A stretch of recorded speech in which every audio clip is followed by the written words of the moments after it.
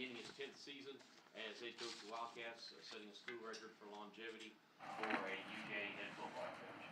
At this point, we'll turn it over to Coach Stoops. Thank you, Tony. Really looking forward to getting started here week one. It's been a long off season, as you know. We started this year just a few days early, and it's always a long camp, and anxious to get started. Really looking forward to the challenge of playing Miami of Ohio. Coach Martin's been there 9 years, a lot of continuity in his program.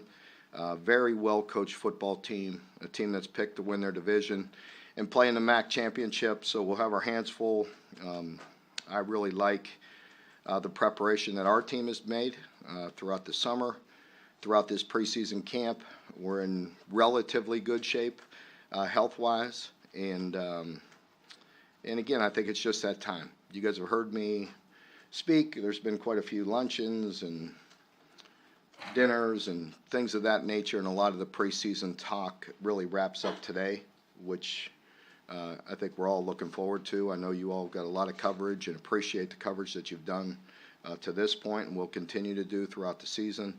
And for us, it's about really getting focused in and that attention to detail, getting dialed in on Miami and ready to play our first game. First games,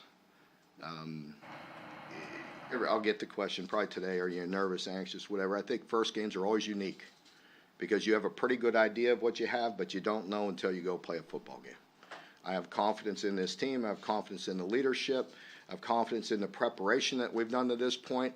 Now it's time to go put it on the field and block out everything and really concentrate and have a great attention to detail this week, great focus this week, and go play it one day at a time, one play in particular. I think that's a big message early on, because, you know, guys work so hard and so much going on. They're just ready to go, and you can get ahead of yourself, and we can't do that. You all have been here and covered my 9 years, and things don't always go according to plan. You know, you have to adapt and overcome to any situation and be prepared for it, and just really focus and concentrate and be dialed in for this week's preparation, and then one play at a time. So looking forward to getting started. Questions? Mark, obviously, Chris isn't on the depth chart. Can you announce how long that suspension is? Yeah, we were discussing that, because I knew that would be the first follow-up. And I want to say I appreciate the respect that you all have had through this process, really. When I think you guys know a lot of times, because I'm very open and honest with you, you guys are very respectful in return. When I have something to say, we'll say it. I just have to say that these players have some rights as well, and I have to be very conscientious of that. I expect a few of them to have multiple game suspensions, but I don't know. I really, I'll address it next week. I expect maybe one of them to be back next week, but we'll see how that goes. Did you clarify which players are suspended and which ones aren't on there because of the injury? I didn't say suspended. You did. They're unavailable to play. And obviously there was a lot of focus on Chris, the DUI plea. Can you at least confirm that there is a second issue that's been talked a lot about, speculated a lot about? No, I cannot.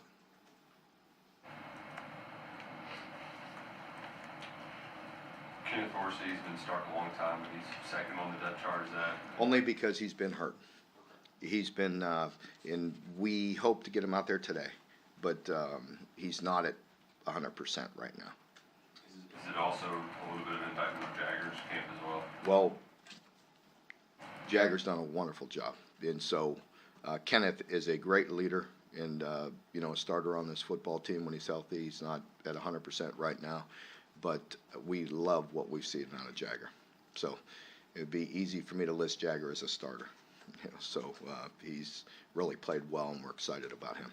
There's a lot of talk about the freshmen throughout the preseason. I think I counted 6 on the 2 deep, including the starters at receiver.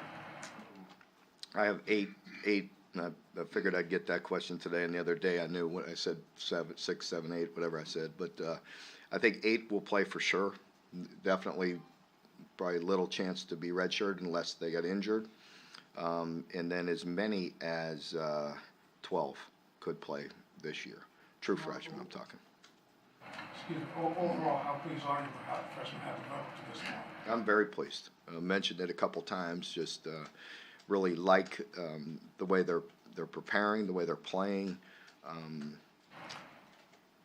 You know, consistency is what we're looking at, and you know, and you've covered it a long time, football, there's ups and there's downs and there's highs and there's lows, and freshmen have a tendency to, you know, to go through that, and how they respond to it will determine, you know, how much playing time and how they do this season. They've been very consistent to this point. Not perfect, like most of our guys, but I really like the athleticism, the work ethic, and the attitude of these guys as a group. There's some guys that are getting headlines, and they should, and they're playing and doing very well. And there's others that are just not quite ready, but I absolutely love their athleticism and their attitude and the way they're gonna play. You know, there's guys, and there's even a couple redshirt freshmen that maybe, you know, we're not talking about, that they just need to continue to stay the course. And I really feel like there's some really good players in there. Keegan's listed as a starter in the depth chart. Just what have you seen from him overall through fall camp? Yeah, Keidron and Andrew are interchangeable at that position. You know, it's starting, and Andrew will play start at nickel for us. Alex Safari, we could go three ways with who's out there on the first play of the game defensively, depending on personnel, whether it's Keaton, whether it's Alex, or whether it's Andrew. And so, you know. In the secondary this year, do you see just more of kind of, you don't want to get, I guess, more guys in there, less snaps up from the starters? Well, that's twofold. You know, you look at things as the best 11, right, and that's part of it. But then there's also a function within our defense depending on the personnel that they're having and the style that they play. So it just depends. David Wallabaugh is listed as the starting left tackle. What went into that decision? And then is DeAndre Buford, do you say more as the right tackle in that move there? DeAndre could play either side, and you know, is worked you know, both sides, and you know, and we've experimented at left tackle and gave everybody a chance, and David has been the most consistent. That's why he's getting the start. Keontae is still doing some very good things and coming along, and DeAndre is as well. Mark, MAC teams have come in here and given Kentucky some trouble and even won here. What can you tell people? What do people need to know about the level of athlete that plays on these teams and maybe even overlooked by Power Fives or whatever? Well, a lot of them are Ohio. Well, there's, without a doubt, I mean, I believe everybody in this room, you know, knows that because you cover the sport and realize how good a football is played in the MAC. And we have the luxury of playing this team who's picked to win their division, playing the championship game, and they have a really good quarterback. So anytime you have you're really well coached and you have a good quarterback, you know, I could promise you this: they're not in you know, they're ready to come in here and play. I think it was game 2 last year. They went out and played into a one-score game at Minnesota, and you know, had an opportunities to win. And you know, they're a very good football team. And you know, Coach Martin, he's been around. He's Coach of the Year at a lower level where they won at a high level. And then he's been at Notre Dame and had great success there as a play caller and offensive coordinator, and has been here for 9 years building this program. And they're extremely well coached on both sides of the ball and on special teams, and they're going to play very good, sound football. You've heard me say this before. You like it that way because you have to go beat these guys. They're not going to give it to you. You have to go earn it. You have to go beat them. You have to go play well. They're going to be very good. There's some very talented players. You look at their defense. You look at their inside linebackers, one of which was injured a year ago, but he's a 6th-year player and is one heck of a ball player. A lot of experience inside on their defense. They have a disruptive player in their nose guard. They have a corner that really stands out, and offensively a stable running backs, a quarterback that can play at a high level, and and they want to take their shots. They're going to get the ball down the field. They're very efficient in their run game, not overly complex. They dress it up with what a lot of people do on the perimeter to set up shots, to set up plays down the field in a creative way, which will make us really be prepared. Mark, what did Dusaugen do in the number 2 quarterback? What did he show? Yeah, just both guys, as I mentioned, I mean, wouldn't have been a big surprise either way. Both guys that did a lot of good things throughout camp. Consistency is what I would say. Kaya really showed some flashes that excites us, so you never know where that's going to go and how it'll end up as the season plays out. We have confidence in both of the backup quarterbacks, and so we'll see where it goes. Mark, what about Gabbard have you seen on film that really stands out? Things that he does well. Well, he's athletic, he's experienced and just can make all the throws. He's just a good football player. We all understand that when you watch a team play and you see a quarterback that's poised and creative and does what's necessary to lead his team. He's just a very good player. A lot of respect for him. I know it's close to a sellout for Saturday game. What would it mean to open the season with that? Yeah, that would be very good for our team. I think our team greatly appreciates that. They feel that energy. It's nice that we're kicking off in the evening where it could be a little cooler and hopefully get a great night. And I really appreciate the fan base, and the season tickets are up and the student tickets are sold out, and we're expecting big crowds, and we greatly appreciate that. And we've been,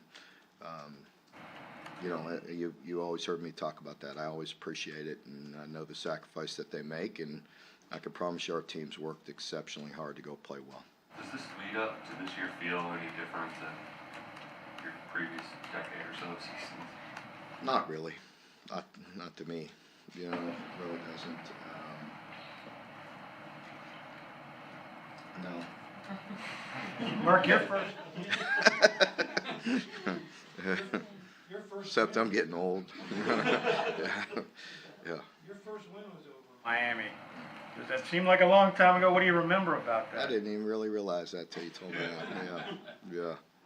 It does seem like a long time ago. I just said I was old. It's been a lot. But, grateful. This is year 10, and that was a long time ago. Much different team, and, just try to stay in the moment. Just stay in our normal routine, getting the team ready to play. It's exciting. I will say it's exciting.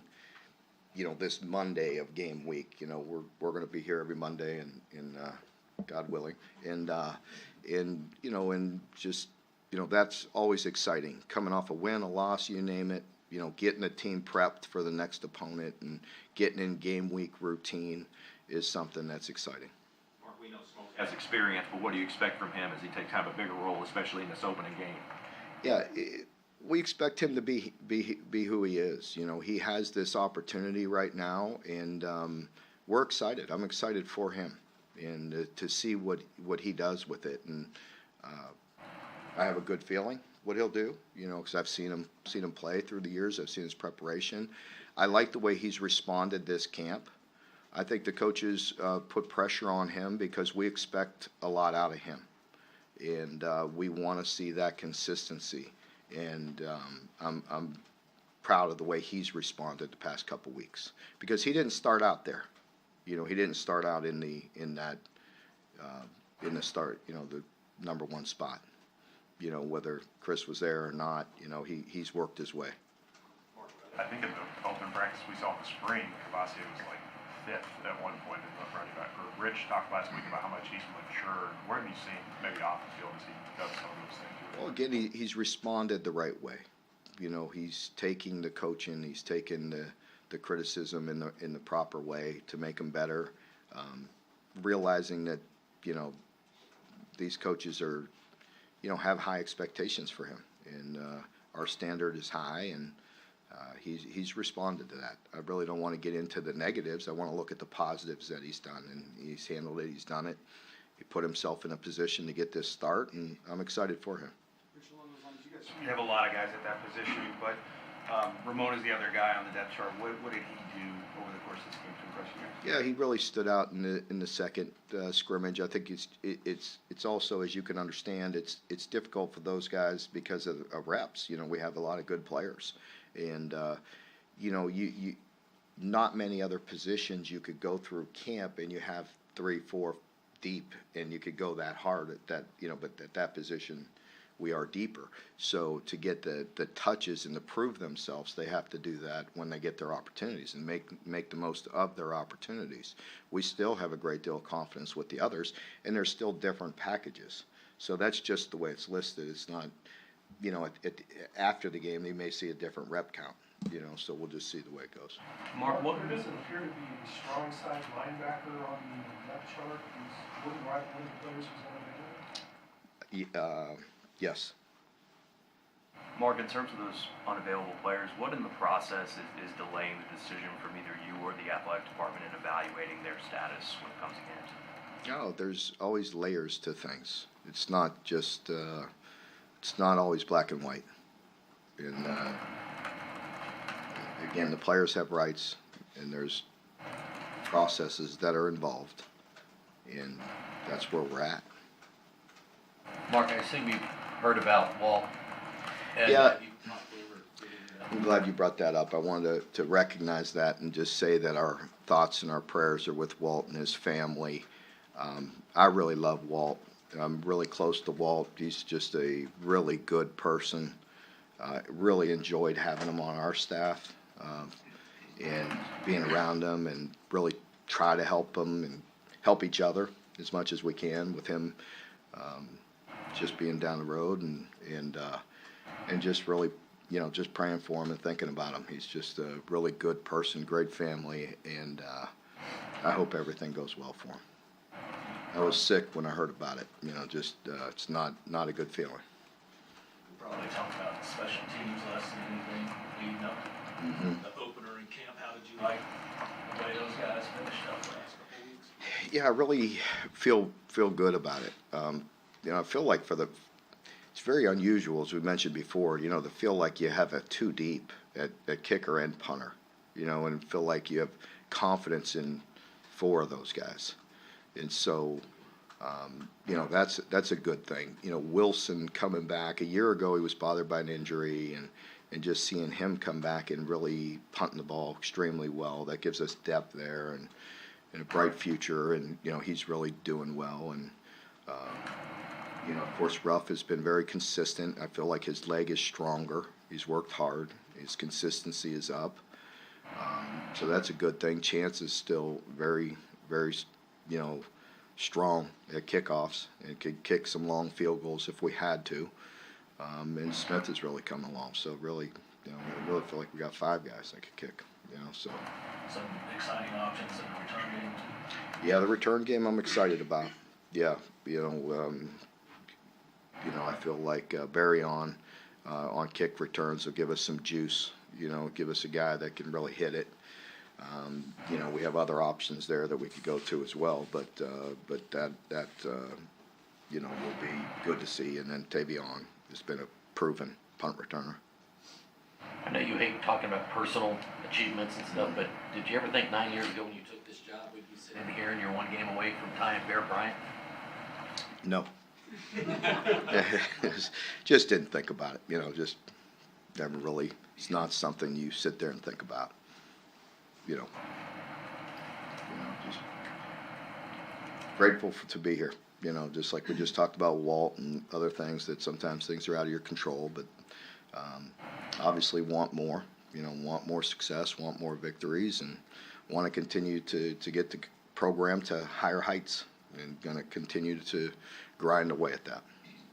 Well, tying Bear Bryant, would that be a big for them to have what we do? I don't know.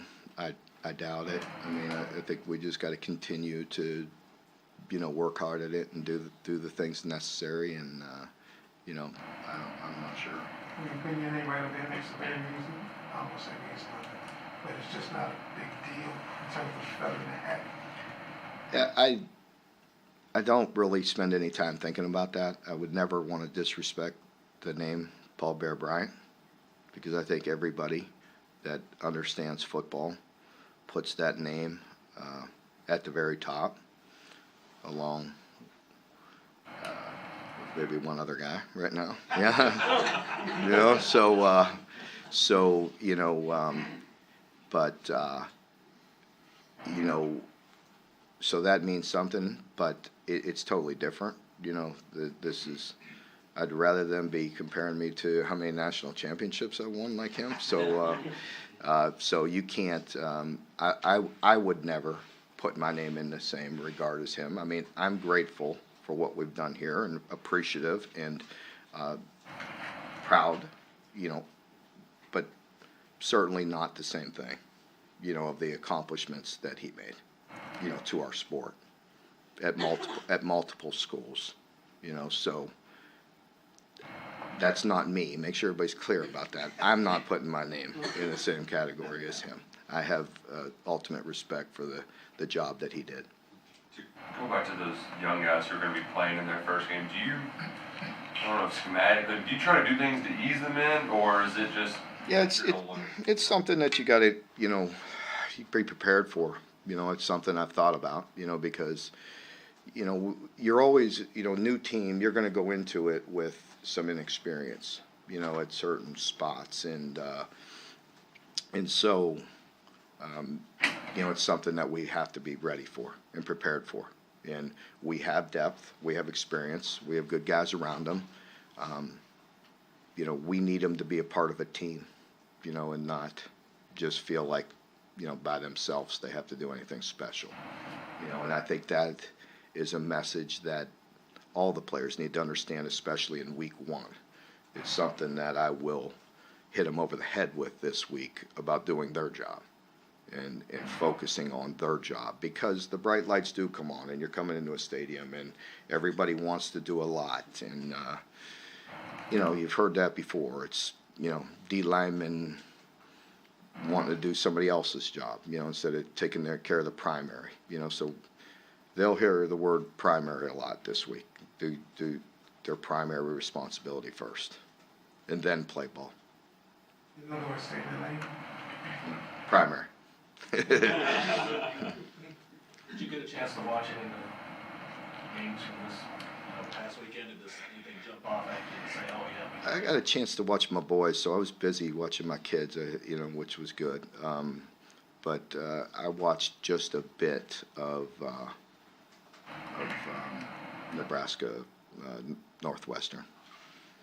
So, you know, and that, you know, for us, another point about, you know, just in the same lines with primary is, you know, and the team will hear this a lot. I mean, you can't beat anybody until you don't stop beating yourself.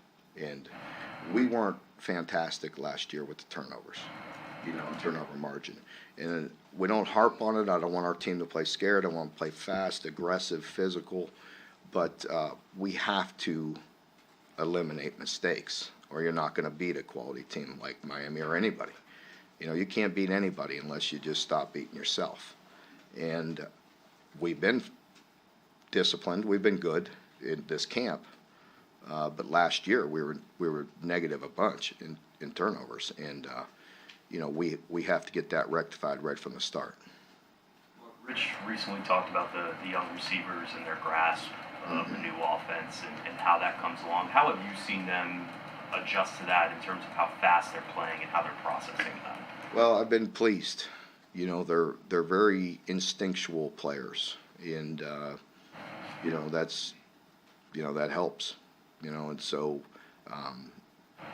as I mentioned, you know, there's highs and lows, and you know, every player on our team is going to have some ups and some downs this year. And freshmen have a tendency over the years, you know, to have higher highs and lower lows, and we want consistency out of them. I've been pleased with what I've seen so far. Again, they haven't been perfect, but they've handled things very well. Mark, you used the word grinding a few minutes ago, and you've obviously done that for these 9 or 10 years. And your veteran players, it appears, have bought into that as we've talked to them. How challenging is that to impart those lessons to younger players, you know, the guys first come in, because they all want everything right away. You know? Yeah, it's a great point. And, you know, it is something that we discuss. And, you know, it's something that I discuss with my own children. It's like, and in this day and age and in this time and with the portal and all those things, people have a tendency to focus on others, you know, and you really just got to concentrate on yourself. And that's something that, you know, I just, again, have a conversation with my own boys. You know, it's like, don't worry about it. You know, like, you worry about yourself. And I'm proud of my oldest just that way. The transition he's made in the last year, like, it really doesn't matter. It's the same with our players. We have terrific players that we're not talking about right now, but we may be halfway through this year, at the end of the year, next year, who knows, 2 years, 3 years, 4 years down the road. You don't often see that, and you know this, but there are very good football players on this roster that got to continue to grind, continue to do their job, continue to take the medicine that the coaches are giving them, and eventually they will develop into what they can be. And you know, that's a lesson for anybody in any sport. Following up on that process you alluded to earlier, did you expect to have a decision this week, or did you receive new information to make you revisit a decision on the statuses of those unavailable? On what? On the status of those unavailable players, did you expect to have a decision this week, or did you get new information to revisit? No, I've been in tune to the situation for a while. I haven't been withholding. It's just, you know, things change, you know, and I'm sorry, you seem to be new, but no, you've been around. Okay, not a familiar face. Sorry, but you know, things evolve, things change, information comes and goes. There's different layers to things. That means there's multiple different entities involved. I prefer not to dig in anymore into that. I'm not withholding anything. You know, I've been pretty in tune to what I felt like things were going to happen, but I have bosses, and they have bosses, and so on. Mark, to see so many of the guys that play the high school ball right down the street or around here in this area starting year 2 depth, what do you think it says about the quality of ball that's played right here for them to come in and be ready to impact? Really, you know, I'm happy, you know, to see that. I love to see all of our young people have success. And, you know, certainly, you know, to have guys locally means a lot. You know, it's exciting. I think it's exciting for the people that have watched them in high school. It'll continue to help build the high school football in this area, in this community, and throughout the state. And, you know, there's been a lot of impactful players for us throughout the years that have come from Kentucky, that's for sure. We're grateful to all of them, and I feel like some of these guys are going to really stand out in the next couple of years. Mark, obviously, you'd take Wandale back if he were going to come back, but what are the... Sure would. Yeah. Growing in terms of spreading the ball around a little more, having multiple big play threats out there. I said this a while ago, and you know, you have to prove it day to day, week to week, and we still we have to go play games, you know, and so I hope we're talking about this because I feel like there is more, you know, and you've heard me comment on that and talk about that, and I feel like there is depth in that room, and I feel like certainly for the first time since I've been here, you know, I've been here 9 years and going into 10, I feel like that room is explosive. And I feel like there's some young guys that maybe aren't on the too deep that are going to be very, very good football players. And, you know, and guys like DeKel, you know what I mean, that are going to continue to get better and continue to grow. He missed all last year. And sometimes I have to remind him, I'm like, you're like a true, basically like a freshman himself, you know, with the injuries he's had. But, you know, there's really good players in that room. And so we have to go prove it. And we have to go play, John, and we'll see, you know, where that goes. But I believe in that room. I think it's talented. Well, I know it's as talented as it's been since I've been here. It don't seem to lack much confidence in that room, even being that young. Have you seen a room that much swagger this early? Well, they're pretty respectable on that field. I don't know. You know, the defense don't worry, they're not going to take much from those guys. So, no, they're a good group. They have really good attitudes. I really like them. You know, I do like their confidence. I don't think they're out of line.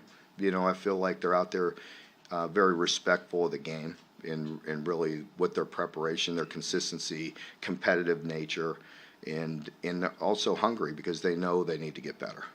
So I really like the overall attitude of the group. I really do. I feel like they're going to get better and better. Okay, folks,